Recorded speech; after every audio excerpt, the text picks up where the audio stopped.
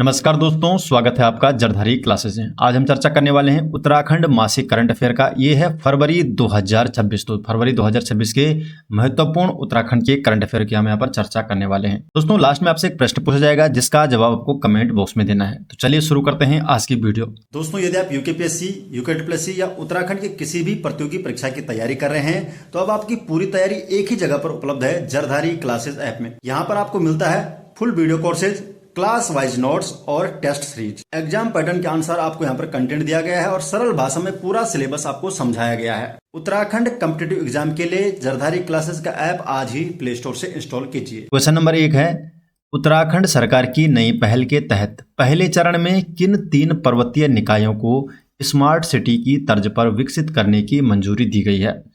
तो किन 3 पर्वतीय निकायों को स्मार्ट सिटी की तर्ज पर विकसित करने की मंजूरी दी गई है? तो सही जवाब है इसका option number B, Pithoragarh, Uttarkashi, Barahat और गैरसैंण। तो ये है 3 स्मार्ट सिटी विकसित करने की जो मंजूरी दी गई है। तो उत्तराखंड सरकार ने प्रदेश के पर्वतीय क्षेत्रों को स्मार्ट सिटी की तर्ज पर विकसित करने की अभिनव पहल शुरू की है। मुख्यमंत्री पुष्कर सिंह धामी ने पहले चरण में 3 निकायों के समग्र विकास को मंजूरी दी और ये 3 निकाय है नगर निगम पिथौरागढ़, नगर पालिका परिषद बाड़ाहाट उत्तरकाशी और नगर पंचायत गैरसैंण। क्वेश्चन नंबर 2, देश में पहली बार सहकारी समितियों PACS के कंप्यूटरीकरण की शुरुआत किस राज्य से हुई है? तो ये शुरुआत हुई है उत्तराखंड से। तो सी ऑप्शन सही जवाब है। तो उत्तराखंड से ये शुरुआत की गई है। तो देश में पहली बार प्राथमिक कृषि ऋण सहकारी समितियां जो PACS होती है, प्राइमरी एग्रीकल्चरल क्रेडिट सोसाइटी के कंप्यूटरीकरण की शुरुआत उत्तराखंड से हुई है। उत्तराखंड की सभी 671 सहकारी समितियां पूरी तरह से डिजिटल प्रणाली से जुड़ चुकी है।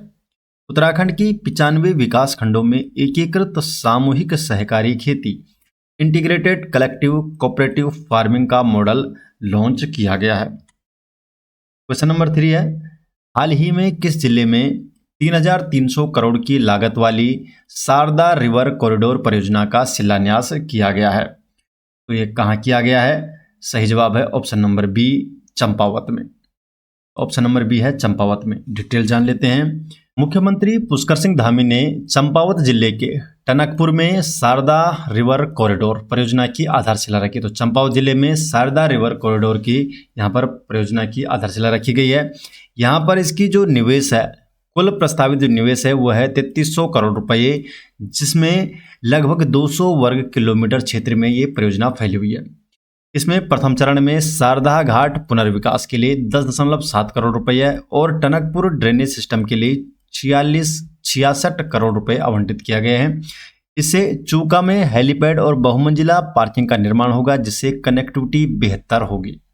लक्ष्य क्या है? प्रसिद्ध पूर्णागिरि मेले को साल भर चलने वाले पर्यटन आकर्षण में बदलना। और साहसिक पर्यटन की बात करें तो शारदा नदी में रिवर राफ्टिंग और पैराग्लाइडिंग सुविधाएं विकसित की जाएंगी। तो यहाँ पर ये लक्ष्य रखे गए हैं। इससे देवीधुरा, बागेश्वर, जागेश्वर और पाताल भुवनेश्वर में इनको कनेक्ट करने के लिए धार्मिक सर्किट को यहाँ पर मजबूती मिलेगी।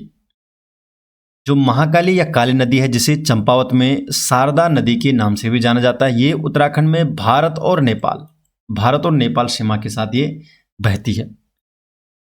और इससे जो ये यहाँ पर धार्मिक स्थल है, देवीधुरा हो गया, बागेश्वर हो गया, जागेश्वर हो गया और पाताल भुवनेश्वर, तो इन स्थलों पर ये सर्किट को मजबूती प्रदान करेगी इस शारदा रिवर कॉरिडोर से। नेक्स्ट क्वेश्चन की तरफ बढ़ते हैं। क्वेश्चन नंबर है 4, उत्तराखंड के मुख्यमंत्री पुष्कर सिंह धामी ने हाल ही में किस अंतर्राष्ट्रीय महिला बॉडी बिल्डर को उल्लेखनीय उपलब्धियों के लिए सम्मानित किया है? सही जवाब है ऑप्शन नंबर ए, प्रतिभा थपलियाल।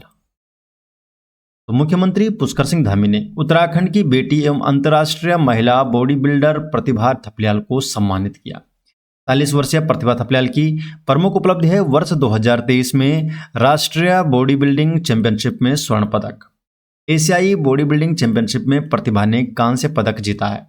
9 फरवरी 2026 को तेलंगाना के करीमनगर में आयोजित राष्ट्रीय महिला बॉडी बिल्डिंग प्रतियोगिता में उन्होंने स्वर्ण पदक जीता है।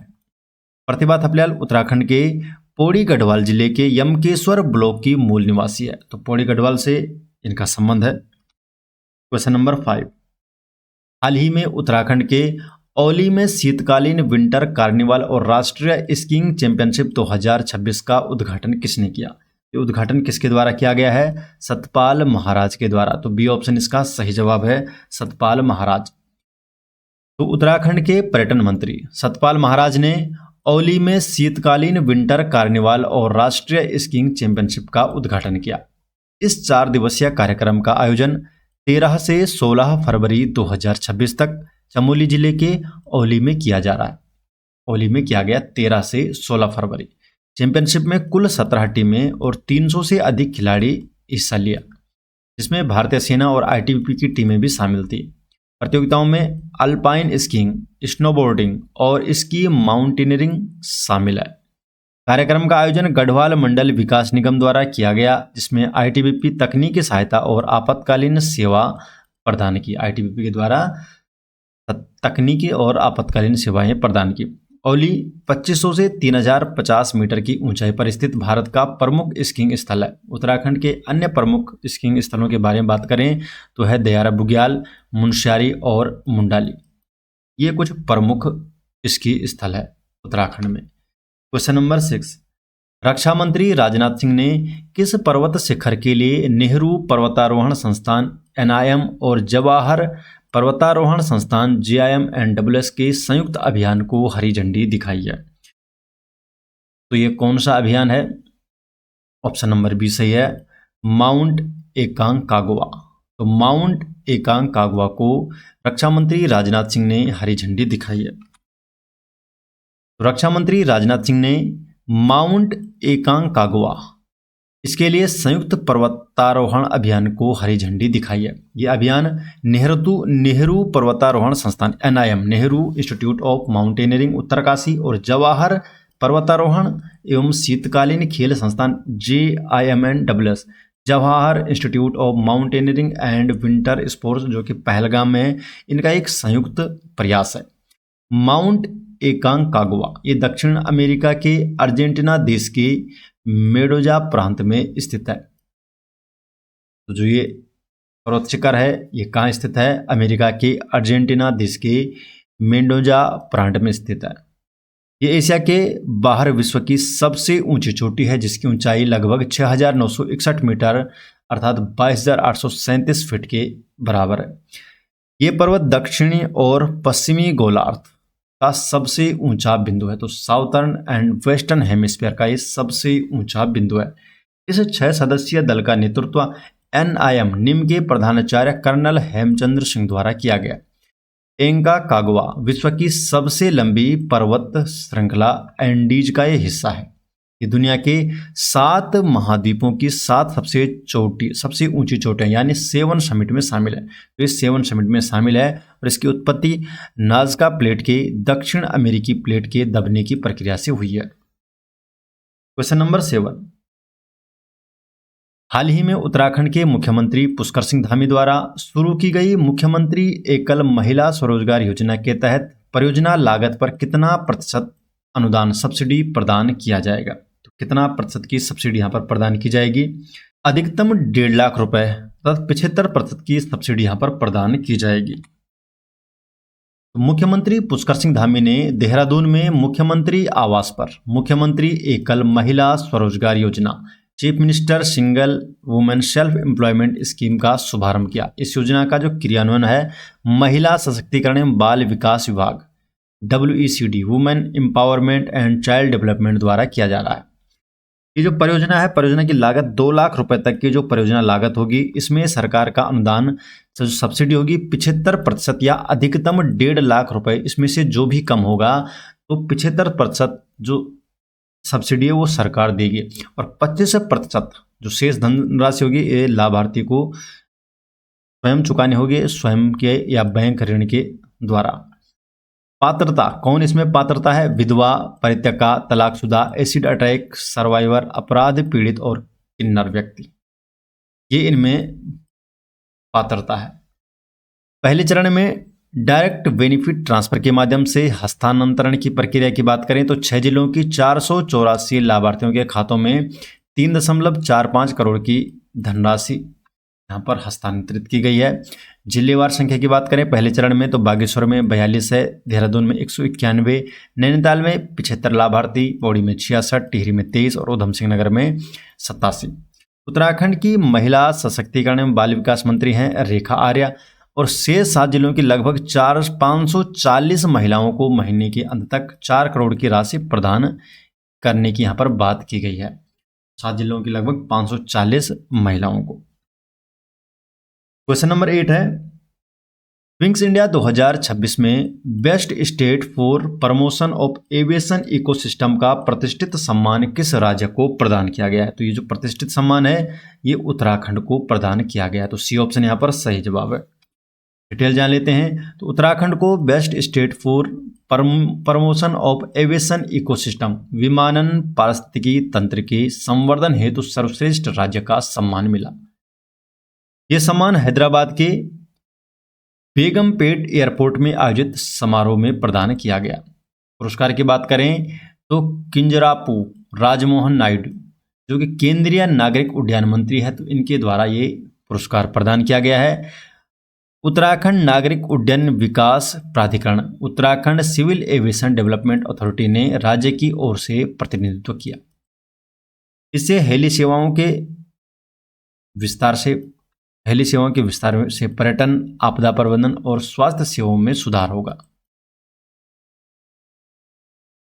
क्वेश्चन नंबर 9 है, मुख्यमंत्री आर्चरी चैंपियनशिप ट्रॉफी 2025-26 का आयोजन उत्तराखंड के किस शहर में किया गया? तो उत्तराखंड के किस शहर में किया गया? देहरादून में। तो बी ऑप्शन यहाँ पर सही जवाब है, देहरादून में ये आयोजन किया गया। मुख्यमंत्री आर्चरी चैंपियनशिप ट्रॉफी 2025-26, तो इसका आयोजन देहरादून के महाराणा प्रताप स्पोर्ट्स कॉलेज में किया गया। इस चैंपियनशिप में पूरे राज्य से 450 से अधिक तीरंदाजों ने हिस्सा लिया था। सोशल बलूनी पब्लिक स्कूल के छात्र अक्षत ने इस प्रतियोगिता में 3 पदक जीतकर उत्कृष्ट प्रदर्शन किया है। प्रतियोगिता के पदक विजेताओं को भविष्य में सरकारी नौकरियों में खेल कोटे के तहत 4% आरक्षण का लाभ दिया जाएगा। क्वेश्चन नंबर 10 है, उत्तराखंड में समग्र शिक्षा के तहत कितने नए विद्यालयों में व्यावसायिक शिक्षा संचालित करने की स्वीकृति केंद्र सरकार से प्राप्त हुई है? तो कितने नए विद्यालयों को इस स्वीकृति प्राप्त हुई है? 544। तो बी ऑप्शन सही जवाब है, 544। समग्र शिक्षा के अंतर्गत उत्तराखंड को 544 नए विद्यालयों में व्यावसायिक शिक्षा वोकेशनल एजुकेशन की स्वीकृति मिली है। इन विद्यालयों में agriculture, automotive, beauty and wellness, electronics and hardware, IT जैसे सेक्टर पढ़ाए जाएंगे। छात्रों को NSQF national skill qualification framework के तहत लेवल 3 और लेवल 4 के प्रमाण पत्र प्रदान किए जाएंगे। व्यावसायिक शिक्षा के लिए 548 प्रयोगशालाएं स्थापित की गई है। वर्तमान में उत्तराखंड के 531 विद्यालयों में व्यावसायिक पाठ्यक्रम संचालित है। दोस्तों, यदि आप यूकेपीएससी, यूकेटीपीएससी या उत्तराखंड के किसी भी प्रतियोगी परीक्षा की तैयारी कर रहे हैं तो अब आपकी पूरी तैयारी एक ही जगह पर उपलब्ध है, जरधारी क्लासेस ऐप में। यहाँ पर आपको मिलता है full video courses, class wise notes और टेस्ट सीरीज। एग्जाम पैटर्न के अनुसार आपको यहाँ पर कंटेंट दिया गया है और सरल भाषा में पूरा सिलेबस आपको समझाया गया है। उत्तराखंड कॉम्पिटिटिव एग्जाम के लिए जरधारी क्लासेस का ऐप आज ही प्ले स्टोर से इंस्टॉल कीजिए। क्वेश्चन नंबर 11, उत्तराखंड समान नागरिक संहिता UCC लागू करने वाला देश का पहला राज्य कब बना? जो उत्तराखंड है UCC लागू करने वाला देश का पहला राज्य कब बना? 27 जनवरी 2025 को उत्तराखंड देश का पहला राज्य बन गया UCC लागू करने वाला। UCC uniform civil code Uttarakhand में लागू हुए 1 वर्ष पूरे होने पर 27 जनवरी 2026 को UCC डे मनाया गया। इसकी बात करें तो 7 फरवरी 2024 को उत्तराखंड विधानसभा से UCC विधेयक पारित हुआ था। इसके बाद 11 मार्च 2024 को राष्ट्रपति की मंजूरी प्राप्त हुई। 7 फरवरी 2024 को विधानसभा में पारित किया गया। 11 मार्च 2024 को राष्ट्रपति की मंजूरी प्राप्त हुई। 27 जनवरी 2025 को उत्तराखंड देश का पहला राज्य बना जहां UCC लागू हुआ और 26 जनवरी 2026 को UCC संशोधन अध्यादेश 2026 यहाँ पर लाया गया। तो UCC अमेंडमेंट ऑर्डिनेंस 2026 लाया गया 26 जनवरी 2026 को। और 27 जनवरी को यूसीसी डे मनाया गया। क्वेश्चन नंबर 12, नराकाश वैजयंती योजना के तहत सार्वजनिक उपक्रमों की श्रेणी में प्रथम पुरस्कार किस संस्था को प्रदान किया गया? तो प्रथम पुरस्कार किस संस्था को प्रदान किया गया है? टीएचडीसी। तो बी ऑप्शन टीएचडीसी। नाराकाश नगर राजभाषा कार्यान्वयन समिति, इसकी 41वीं अर्धवार्षिक बैठक का आयोजन आईआईटी रुड़की में किया गया। टिहरी हाइड्रो डेवलपमेंट कॉरपोरेशन को नराकाश वैजयंती योजना के तहत सम्मानित किया गया। टीएचडीसी को सार्वजनिक उपक्रम श्रेणी में प्रथम पुरस्कार मिला है। ये सम्मान राजभाषा हिंदी के प्रभावी कार्यान्वयन में टीएचडीसी के प्रयासों को दर्शाता है। क्वेश्चन नंबर 13, उत्तराखंड के मुख्यमंत्री पुष्कर सिंह धामी ने छात्रों में कौशल विकास और व्यावहारिक शिक्षण को बढ़ावा देने के लिए किस मोबाइल पहल को हरी झंडी दिखाई है? हरी झंडी किस मोबाइल पहल को दिखाई है? Lab on wheels. Lab on wheel, B option सही जवाब। उत्तराखंड के मुख्यमंत्री पुष्कर सिंह धामी ने देहरादून स्थित मुख्यमंत्री शिविर कार्यालय से लैब ऑन व्हील्स को हरी झंडी दिखाकर रवाना किया। ये mobile lab Infosys spring board के सहयोग से संचालित की जाएगी। इस पहल का मुख्य उद्देश्य है छात्रों को एआई और इंटरनेट ऑफ थिंग जैसी उभरती तकनीकों में व्यावहारिक प्रशिक्षण देना। अगले 5 वर्षों तक ये लैब राज्य भर के विभिन्न शैक्षणिक संस्थानों की यात्रा करेगी और छात्रों को वैश्विक अवसरों से जोड़ेगी। इस लैब के माध्यम से छात्र कोडिंग और विभिन्न विज्ञान प्रयोगों को वर्चुअल और व्यावहारिक माध्यम से सीख सकेंगे। क्वेश्चन नंबर 14 है, उत्तराखंड में देवभूमि परिवार पहचान पत्र योजना के क्रियान्वयन की नोडल जिम्मेदारी किस विभाग को सौंपी गई है? तो किस विभाग को सौंपी गई है? सही जवाब है नियोजन विभाग, ऑप्शन नंबर सी, नियोजन विभाग को। तो देवभूमि परिवार पहचान पत्र योजना, जो देवभूमि फैमिली आईडी स्कीम है, उत्तराखंड में जल्द लागू की जाएगी। योजना को कानूनी आधार देने के लिए एक्ट तैयार किया जा रहा है। फरवरी की कैबिनेट बैठक में एक्ट को मंजूरी देने की तैयारी है। नवंबर 2025 में योजना को सैद्धांतिक मंजूरी मिल चुकी है। योजना का उद्देश्य क्या है? हर परिवार का एक यूनिक पहचान पत्र, एक यूनिक फैमिली आईडी बनाना। ये मॉडल हरियाणा परिवार पहचान पत्र की तर्ज पर विकसित किया जा रहा है। इससे पहले हरियाणा में विकसित है और यहाँ पर इसी तर्ज पर यूनिक फैमिली आईडी बनाने का उद्देश्य है। प्लानिंग डिपार्टमेंट को योजना की नोडल जिम्मेदारी सौंपी गई है। लक्ष्य क्या है? मार्च 2026 तक पूरे प्रदेश में योजना लागू करना। योजना से सरकारी योजनाओं की मॉनिटरिंग बेहतर होगी।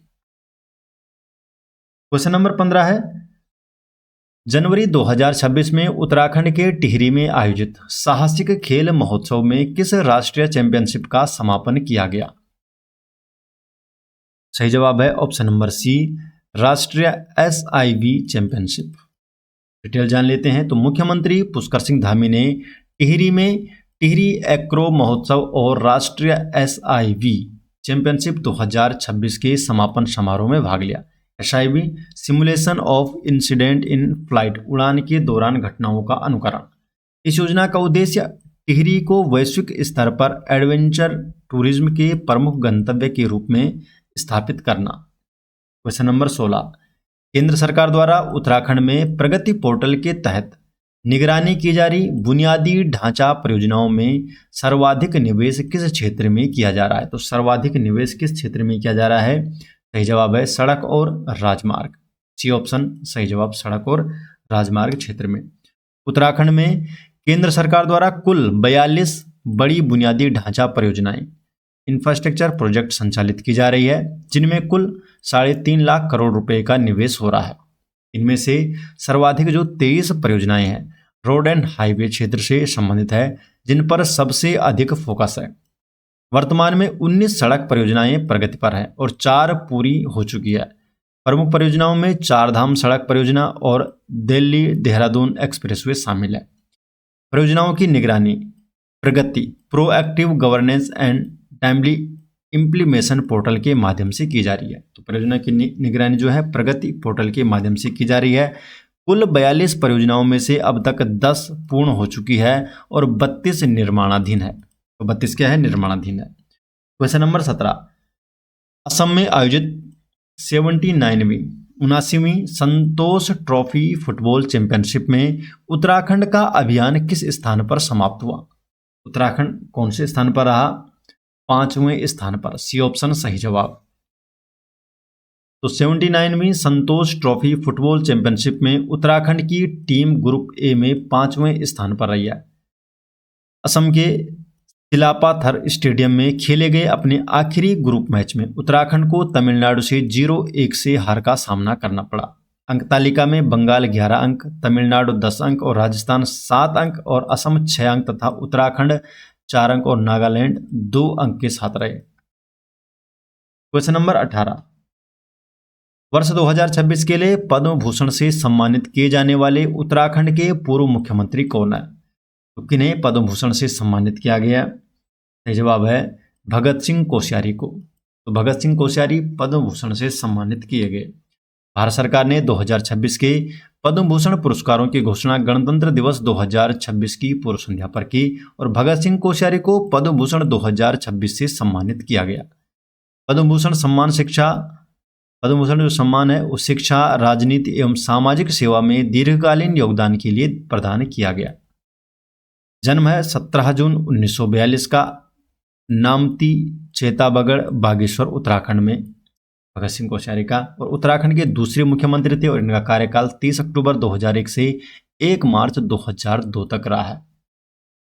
इन्हें वर्ष 2026 का पद्म भूषण पुरस्कार से सम्मानित किया गया। उत्तराखंड के मुख्यमंत्री एवं उनका कार्यकाल की बात करें तो पहले मुख्यमंत्री हैं उत्तराखंड के नित्यानंद स्वामी। कार्यकाल रहा है 9/11/2000 से 29/10/2001 तक। दूसरे मुख्यमंत्री भगत सिंह कोश्यारी 30/10/2001 से 1/3/2002 को। इसके बाद नारायण दत्त तिवारी, फिर भुवन चंद्र खंडूड़ी, रमेश पोखरियाल निशंक, फिर 6 नंबर पे विजय बहुगुणा, 7 नंबर पे हरीश सिंह रावत, फिर त्रिवेंद्र सिंह रावत और फिर तीरथ सिंह रावत उत्तराखंड के मुख्यमंत्री रहे। क्वेश्चन नंबर 19, गणतंत्र दिवस 2026 के अवसर पर उत्तराखंड राज्य से कुल कितने अधिकारी और कर्मचारी वीरता व सेवा पदकों से सम्मानित किए गए हैं? तो कुल कितने सम्मानित किए गए हैं? 12। तो सी ऑप्शन सही जवाब।